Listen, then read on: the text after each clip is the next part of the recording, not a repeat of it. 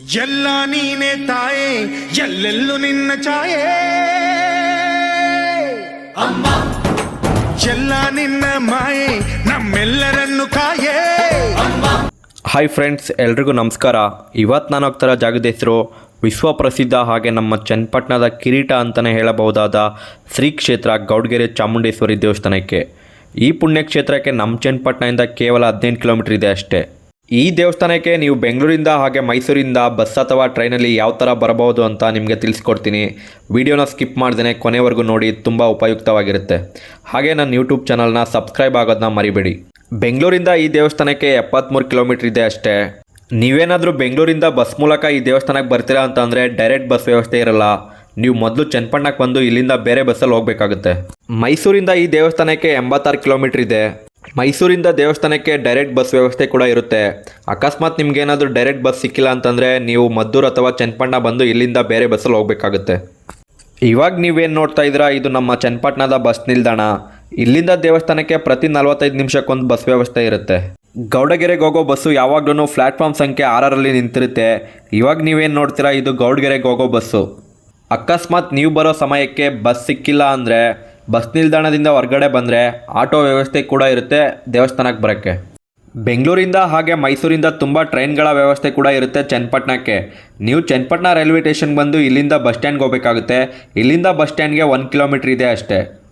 ನೀವೇನಾದರೂ ತಮ್ಮ ಸ್ವಂತ ವಾಹನದಲ್ಲಿ ಈ ದೇವಸ್ಥಾನಕ್ಕೆ ಚನ್ನಪಟ್ಟಣ ಮೂಲಕ ಬರೋರಾದರೆ ನಮ್ಮ ಚನ್ನಪಟ್ಟಣ ಹೊಸ ಕೋರ್ಟ್ ಹತ್ರ ಬಲಗಡೆ ತೊಗೊಂಡು ತಿಟ್ಟಮಾರನಹಳ್ಳಿ ಮುಖ್ಯ ರಸ್ತೆ ಮೂಲಕ ಬರಬೇಕಾಗುತ್ತೆ. ಹಾಗೆ ರಸ್ತೆಯಲ್ಲಿ ಹೋಗಬೇಕಾದ್ರೆ ಒಂದು ಸುಂದರವಾಗಿರೋ ಕೆರೆ ಕಾಣಿಸುತ್ತೆ. ಈ ಕೆರೆ ಹೆಸರು ರಾಮಮ್ಮ ಕೆರೆ ಅಂತ ನಮ್ಮ ಚನ್ನಪಟ್ಟಣ ತಾಲೂಕಲ್ಲಿರೋದು. ಇವಾಗ ನಿಮ್ಗೇನು ಕಾಣಿಸ್ತಿದೆ, ಇದು ಬೆಂಗಳೂರು ಮೈಸೂರು ಎಕ್ಸ್ಪ್ರೆಸ್ ವೇ. ಇಲ್ಲಿ ಸರ್ವಿಸ್ ರಸ್ತೆಯಲ್ಲಿ ಬರೋರು ಇಲ್ಲಿ ಲೆಫ್ಟ್ ತೊಗೊಂಡು ಈ ಅಂಡರ್ ಪಾಸ್ ಮೂಲಕ ಬರಬೇಕಾಗುತ್ತೆ. ಇವಾಗ ನಿಮ್ಗೇನು ಕಾಣಿಸ್ತಿದೆ, ಇದು ತಿಟ್ಟಮಾರನಹಳ್ಳಿ ಸರ್ಕಲ್ಲು. ಇಲ್ಲಿ ತುಂಬ ಜನಕ್ಕೆ ಕನ್ಫ್ಯೂಸ್ ಆಗುತ್ತೆ. ತುಂಬ ಜನ ಸ್ಟ್ರೈಟ್ ಹೋಗ್ಬಿಡ್ತಾರೆ. ಇಲ್ಲಿ ದೇವಸ್ಥಾನದವ್ರು ಬೋರ್ಡ್ ಹಾಕಿದ್ದಾರೆ ಲೆಫ್ಟ್ ತೊಗೋಬೇಕಂತ. ಇಲ್ಲಿಂದ ದೇವಸ್ಥಾನಕ್ಕೆ ಇನ್ನು 15 ಕಿಲೋಮೀಟರ್ ಇದೆ ಅಷ್ಟೇ. ಸ್ವಂತ ವಾಹನದಲ್ಲಿ ಬರೋರು ಪೆಟ್ರೋಲ್ ಡೀಸೆಲ್ಗೆ ತೊಂದರೆ ಪಡೋ ಅಗತ್ಯವಿಲ್ಲ, ಯಾಕಂತಂದರೆ ಹೋಗೋ ರೋಡಲ್ಲಿ ಪೆಟ್ರೋಲ್ ಬಂಕ್ ಕೂಡ ಇದೆ. ಇವಾಗ ನಿಮ್ಗೇನು ಕಾಣಿಸ್ತಿದೆ, ಇದು ಗೌಡಗೆರೆ ಗ್ರಾಮದ ಬಸ್ ನಿಲ್ದಾಣ.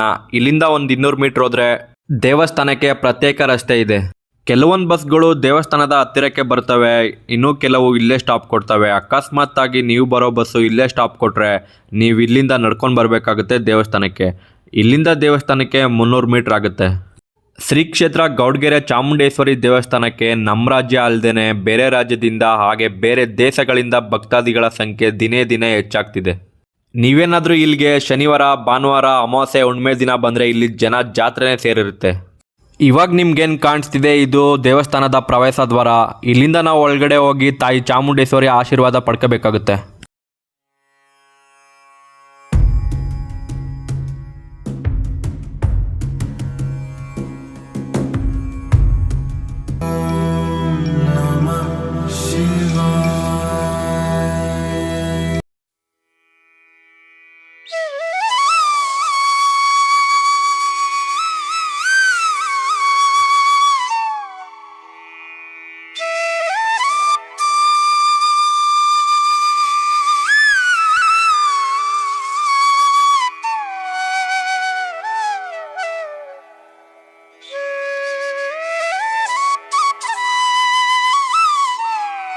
ಪ್ರಪಂಚದಲ್ಲಿರೋ ಎಲ್ಲ ಜೀವರಾಶಿಗಳನ್ನು ಕಾಪಾಡಮ್ಮ.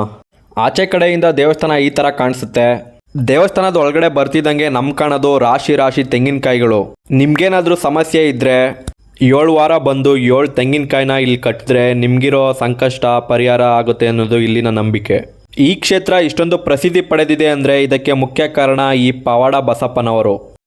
ಲಕ್ಷಾಂತರ ಭಕ್ತರ ಆರಾಧ್ಯ ದೈವವಾಗಿತ್ತು ಈ ಬಸಪ್ಪ. 2022 ಮಾರ್ಚ್ 7ನೇ ತಾರೀಕು ಈ ಬಸಪ್ಪ ಶಿವೈಕ್ಯರಾಗಿದ್ದಾರೆ. ಬಸಪ್ಪನ ನೋಡಿಕೊಂಡು ನಾನು ಬಂದಿದ್ದು ಪ್ರಪಂಚದ ಅತಿ ಎತ್ತರದ ಪಂಚಲೋಹದ ಚಾಮುಂಡೇಶ್ವರಿ ಅಮ್ಮನವರ ವಿಗ್ರಹ ನೋಡೋಕ್ಕೆ. ಈ ವಿಗ್ರಹವನ್ನು ಪಂಚಲೋಹ ಅಂದರೆ ಚಿನ್ನ, ಬೆಳ್ಳಿ, ತಾಮ್ರ, ಹಿತ್ತಾಳೆ ಹಾಗೆ ಕಬ್ಬಿಣದಿಂದ ನಿರ್ಮಾಣ ಮಾಡಿರ್ತಾರೆ. ಈ ವಿಗ್ರಹದ ಒಟ್ಟು ತೂಕ ಸುಮಾರು 35,000 kgಗಳಷ್ಟಿದೆ. ಹಾಗೆ ಇದರ ಎತ್ತರ ಸುಮಾರು 60 ಅಡಿಗಳಷ್ಟಿದೆ. ವಿಗ್ರಹದ ಮುಂದೆಯೇ ಒಂದು ಅರ್ಧನಾರೇಶ್ವರ ಮೂರ್ತಿ ಕೂಡ ಇದೆ. ಸುಮಾರು 3 ವರ್ಷಗಳ ಕಠಿಣ ಪರಿಶ್ರಮದಿಂದ 2021 ಆಗಸ್ಟ್ 8ರಂದು ಈ ಅದ್ಭುತ ಚಾಮುಂಡೇಶ್ವರಿ ಅಮ್ಮನವರ ವಿಗ್ರಹ ಭಕ್ತಾದಿಗಳ ಸಮೂಹದಲ್ಲಿ ಲೋಕಾರ್ಪಣೆಯಾಯಿತು. ತಾಯಿ ಚಾಮುಂಡೇಶ್ವರಿಯ ಪ್ರತಿಮೆ ಏನಿದೆ ಇದು ಏಷ್ಯಾ ಬುಕ್ ಆಫ್ ರೆಕಾರ್ಡ್ ಹಾಗೆ ಇಂಡಿಯಾ ಬುಕ್ ಆಫ್ ರೆಕಾರ್ಡಲ್ಲಿ ಸ್ಥಾನ ಪಡೀತಿದೆ. ಭಕ್ತಿಯಿಂದ, ಶ್ರದ್ಧೆಯಿಂದ ಹಾಗೆ ಒಳ್ಳೆ ಮನಸ್ಸಿಂದ ನಮಗಾಗಬೇಕಾಗಿರೋ ಕೆಲಸನ ದೇವ್ರ ಹತ್ರ ಕೇಳ್ಕೊಂಡ್ರೆ ದೇವ್ರು ಯಾವಾಗಲೂ ಆಶೀರ್ವಾದ ಮಾಡೇ ಮಾಡುತ್ತೆ. ತಾಯಿ ಪ್ರತಿಮೆ ನೋಡಿಕೊಂಡು ನಾನು ಬಂದಿದ್ದು ಬಸಪ್ಪನವರ ನೋಡೋಕ್ಕೆ. ಮೊದಲಿದ್ದ ಬಸಪ್ಪ ಶಿವೈಕ್ಯರಾದ ಮೇಲೆ ಬಿಗ್ ಬಾಸ್ ಖ್ಯಾತಿಯ ವರ್ತೂರ್ ಸಂತೋಷ್ ರವರು ಈ ಬಸಪ್ಪನವರನ್ನ ಈ ಕ್ಷೇತ್ರಕ್ಕೆ ಕೊಟ್ಟಿದ್ದಾರೆ.